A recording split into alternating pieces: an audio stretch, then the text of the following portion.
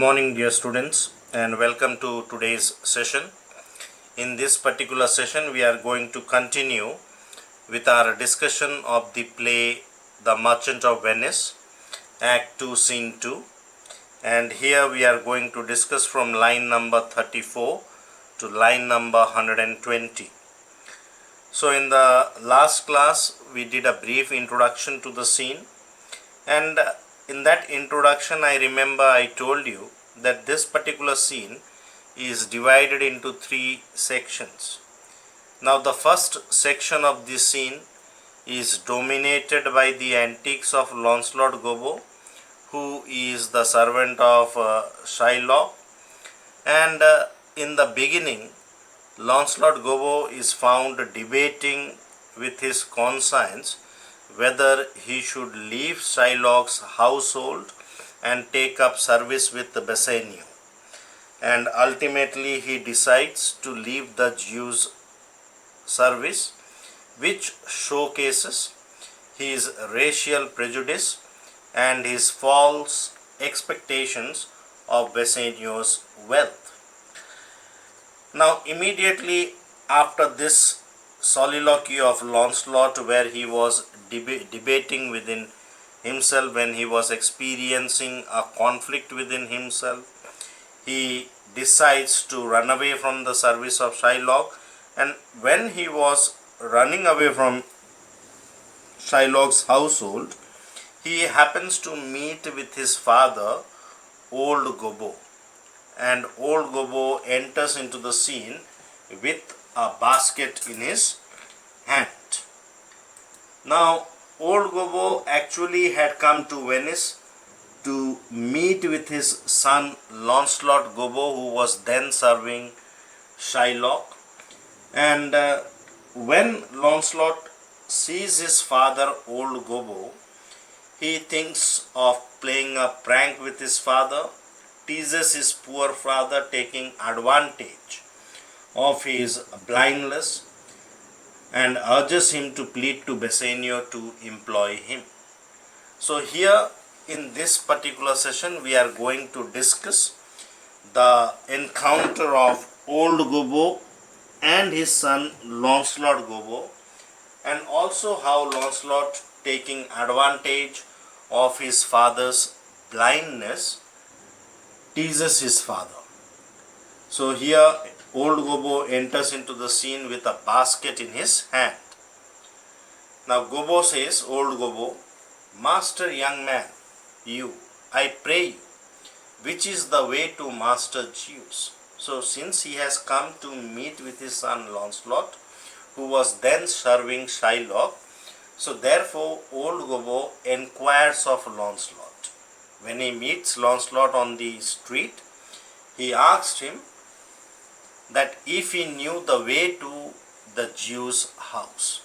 And note the words of Old Gobbo to address his own son Lancelot. He says, "Master, young man."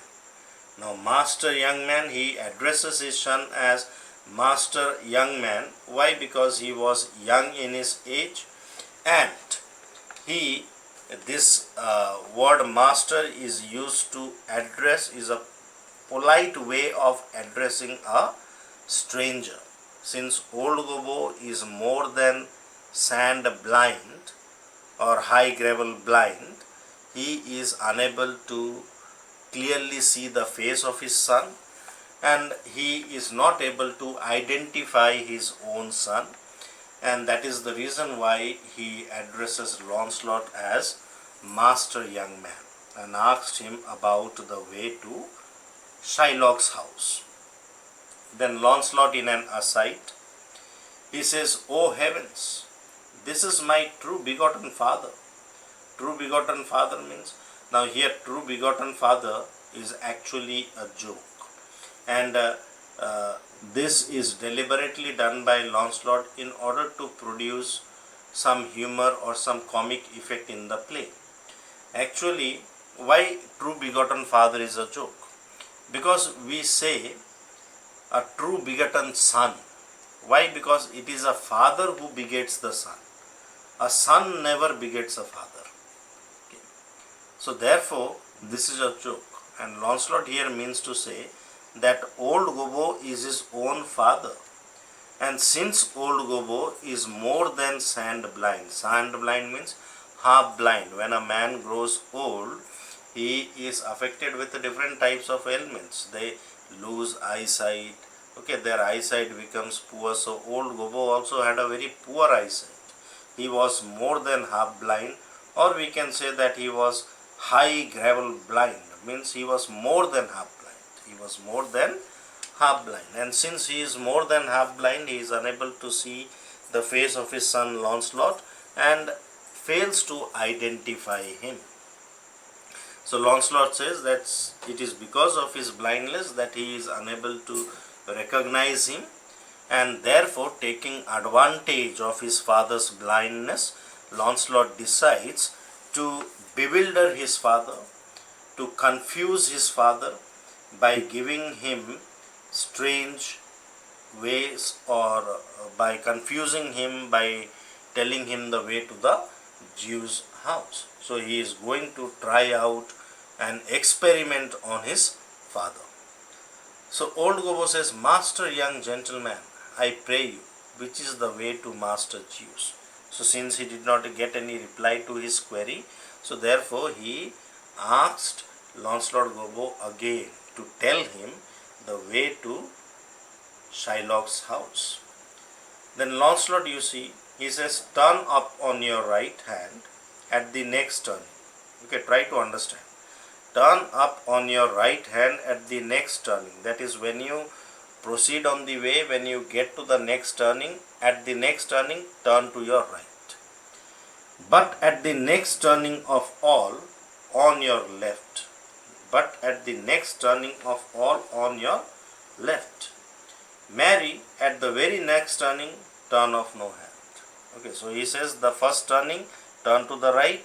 Again, after walking there for some time, you get to another turning, turn to your left, and then when the next turning comes, turn off no hand, but turn down indirectly to the Jew's house.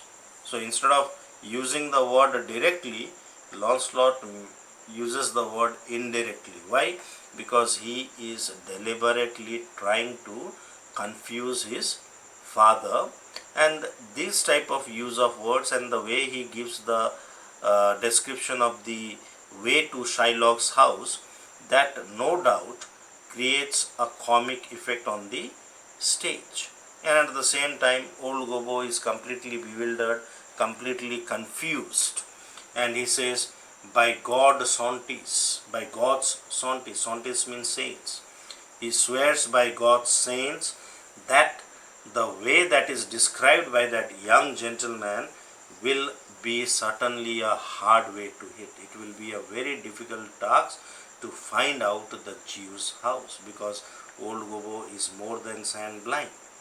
Can you tell me whether one Launcelot that dwells with him or not? So he asked about his son. He then asked his own son. He is asking, this is also very comic, because he is asking his own son that, "Do you know any Launcelot who works in the house of Shylock?" So he thinks that his son to be a young gentleman, and asked him that if he could tell him whether one Launcelot who used to serve Shylock still is living with him or not. Then Launcelot, "Talk you of young Master Launcelot? Mark me now. Now I will raise the waters. Talk you of young Master Launcelot." Now see, during the Elizabethan times, the servants used to imitate their masters and used to present themselves as people belonging to high sections of the society. And Launcelot also, he does not want to be called as a slave. He loves to be referred to as a master, and that is the reason why he is referring to himself as a master. So he tells old Gobbo that, "Are you talking of that young Master Launcelot?" And then in an aside, he speaks to the audience. He says, "Mark me now." Mark me now means look at me now, what I am going to do. He says, now he will tease his father, he will confuse his father, and he will try to raise waters in the eyes of his father. That means he will bring tears to the eyes of his father. And then again he inquired old Gobbo, talk you of young Master Launcelot? Then old Gobbo says, no master, sir, but a poor man's son. His father, though I say it, is an honest, exceeding poor man, and God be thanked, well to live. So he says that he is not speaking of any Master Launcelot. Why? Because he knows, old Gobbo knows, that his son is no master. He is a servant in the Jew's house. And he says that he is not a master, but he is a son of a poor man. And his father, means old Gobbo says that he himself is his father, and his father, though he is saying it himself, because it would mean that he is praising his own self, but he frankly tells Launcelot, or this young man, that his father is an exceedingly honest man, honest poor man, and he is grateful to God that he is honest and he is well to live. Well to live means he has good health, not wealth. He is in good health. Though he is old, he is good in good health. Then Launcelot, well, let his father be what a will. We talk of young Master Launcelot. So Launcelot says, well, let his father be whatever he wants to be. But we are not talking about his father. Instead, they were talking about that young Master Launcelot. You see, even though Gobbo had given the clarification to him that Launcelot is not a master, but he is a poor man's son, still Launcelot insists on addressing himself as Master Launcelot, which confuses old Gobbo even the more. Gobbo says, your worship's friend and Launcelot, sir. Your worship's friend means it is a way of respectfully addressing someone. So, saving your worship, he is only Launcelot, not Master Launcelot. He informs him. Okay. Then Launcelot says, but I pray you, ergo, old man, ergo, I beseech you, talk you of young Master Launcelot. Okay, he still insists that you are talking of young Master Launcelot. Beseech here means earnestly request. So he says, I pray you, ergo, old man, ergo. Now this ergo, there is no word as ergo used in formal language. This is the creation of Launcelot. So particularly Launcelot wanted to make use of high sounding words in order to create the impression upon the old man that he is a very learned person and he is a master, a gentleman. So ergo is the Latin word which means therefore. So Launcelot himself, he doesn't know the meaning of the word ergo, but he deliberately uses this high sounding word in order to create the impression upon old Gobbo that he is a very learned person, and also to confuse the old man who was his own father. And then Gobbo says, of Launcelot, ain't please your mastership. So old Gobbo still insists that he is not speaking of Master Launcelot, he is speaking of Launcelot, and if it pleases your mastership. So Gobbo also invents the word because he thinks that it is suitable for one who insists on calling Launcelot as master. Then Launcelot says, ergo, Master Launcelot, talk not of Master Launcelot, father, for the young gentleman, according to fates and destinies, and such odd saying, the sisters three, and such branches of learning, is indeed deceased. So he says, here Launcelot says that according to fates and destinies. Okay, so here fates and destinies, according to the fate or destiny or such things, or the three sisters of the ancient Greeks and such other learned conceptions of fate, he reveals to old Gobbo that according to those conceptions of fate, his son Launcelot Gobbo is no more alive. He is dead. Now the three sisters, or the sisters three of learning, is actually a reference to Clotho, Lachesis and Atropos, who were called the fates and destinies. Now here the dramatist is satiring those people who are not content to make use of plain speech in their language. There are some people who deliberately make use of very high sounding and complex words in their language in order to confuse others. So here Lancelot is also doing the same thing.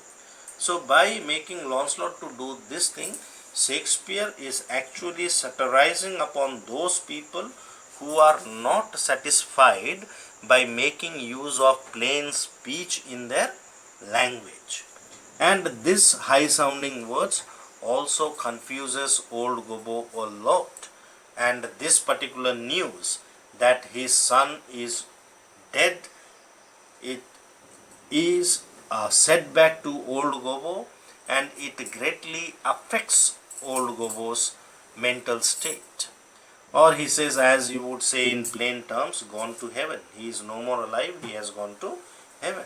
Now at once old Gobbo becomes very sad, becomes very despondent.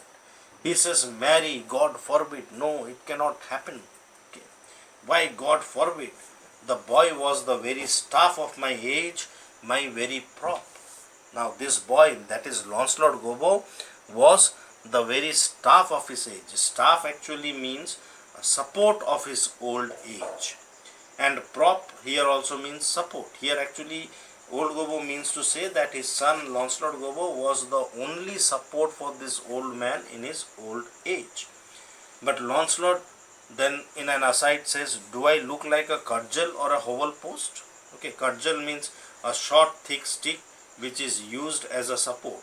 Okay, since old Gobbo addressed him as staff, so Lancelot says, do I look like a cudgel or do I look like an hovel post? Hovel post means main timber. If you go to a poor hut or a poor dwelling place, you will see that they make use of timber to support the roof of their house. So the main timber that supports the roof of a poor dwelling is called a hovel post. So do I look like that hovel post? Lancelot says. He speaks to the audience. And then the moment he sees that there are tears in the eyes of Lancelot Gobbo, then in the eyes of old Gobbo, Lancelot then decides that he must reveal his true identity to his father. So therefore he says, do you know me, father? Are you not able to identify me, father? So Gobbo, alag the day, I know you not, young gentleman, but I pray you, tell me, is my boy, God rest his soul, alive or dead? So he says that he is not able to identify him. Why? Because he is more than sand blind, but he prays, he begs that gentleman to tell him whether his son is still alive or dead.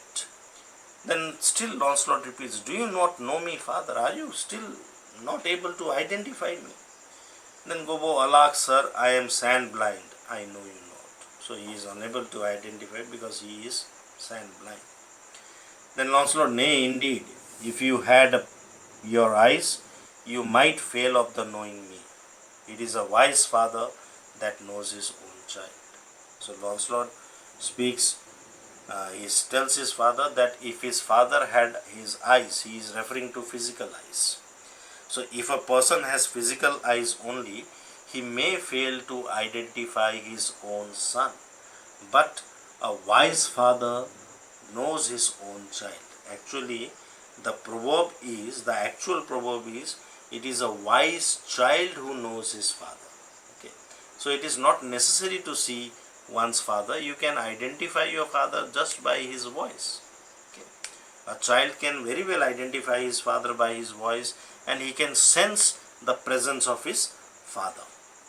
But here Lancelot completely inverts the proverb in order to create a comic effect by saying that a wise father always knows his own child. Well, old man, I will tell you news of your son. Give me your blessings. Okay, he says, well, old man, addressing his old father, he says that he will tell him about Lancelot Gobbo, his son, and then kneels down before his father, and he seeks his father's blessings and tells, truth will come to light, murder cannot be hid long.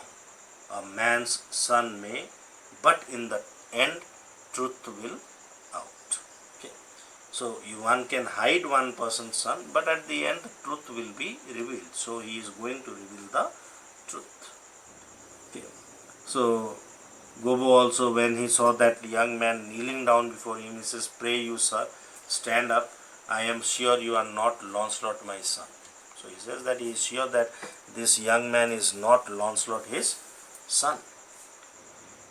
Then Lancelot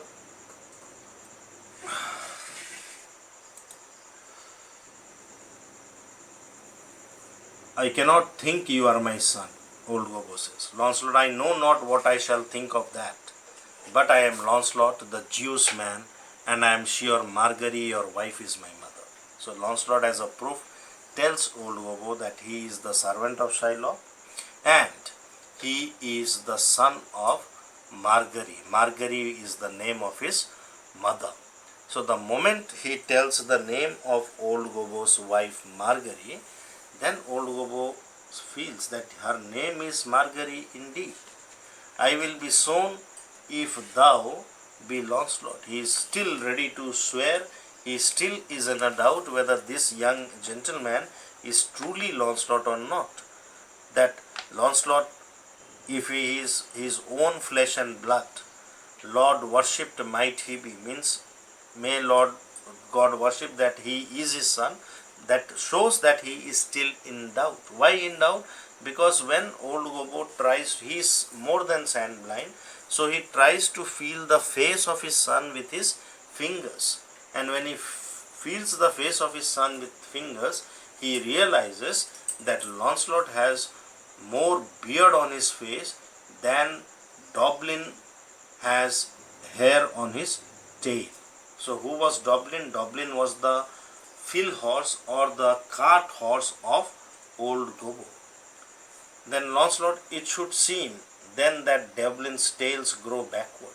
So he says that if that is the case, that Lancelot has more beard on his chin than Doblin has on his tail, then Lancelot says that it may be the case that Doblin's tail is growing backward, and that is the reason why he is having less hair. He is not saying that he has grown a thick beard, but he says that Doblin's tail grows backward. That creates a comic effect again.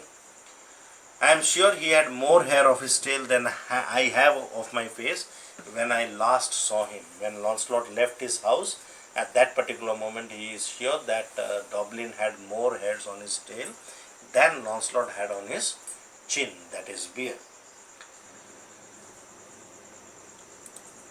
And then old Gobbo, Lord, how art thou changed? How dost thou and thy master agree? I have brought him a present. How agree you now? So you remember old Gobbo entered with a basket in his hand. So he had bought a pair of doves as a gift for Shylock.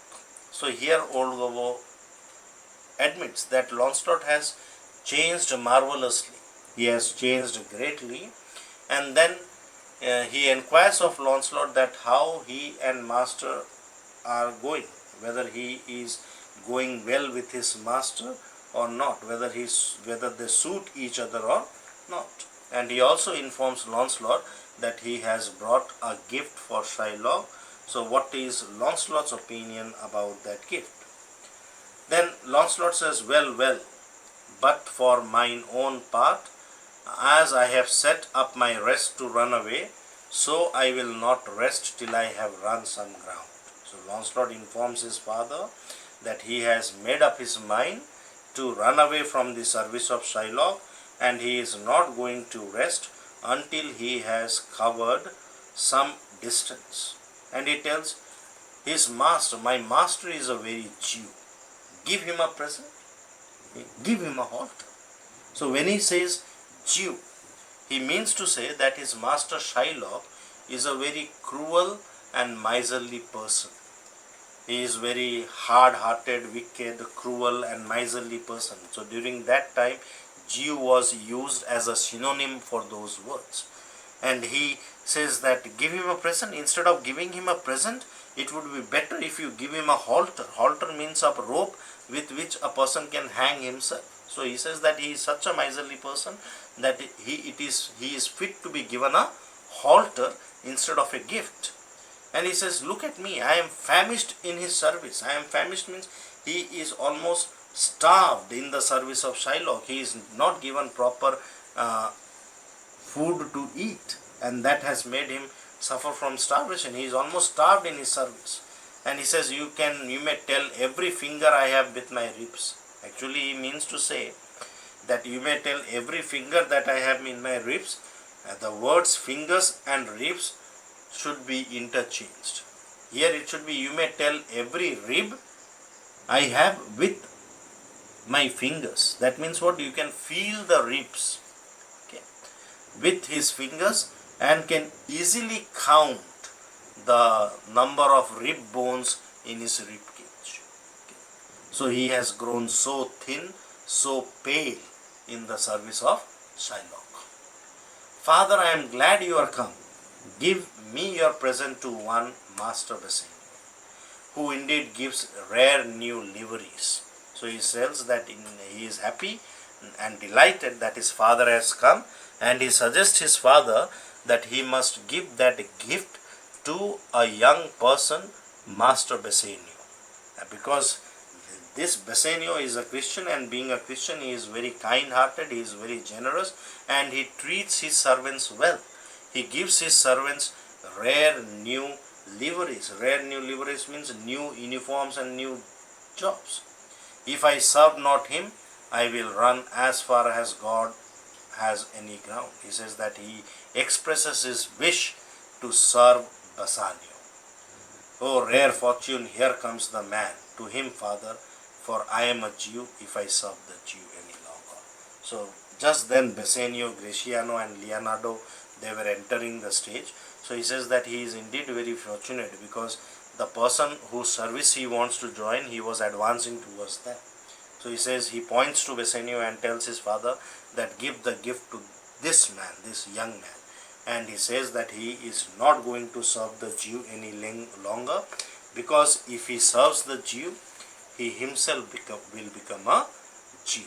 That there is a chance that he himself might become cruel and hard-hearted and wicked, like that of his master Shylock. So he refuses to serve Shylock any further and expresses his desire to serve Bassanio.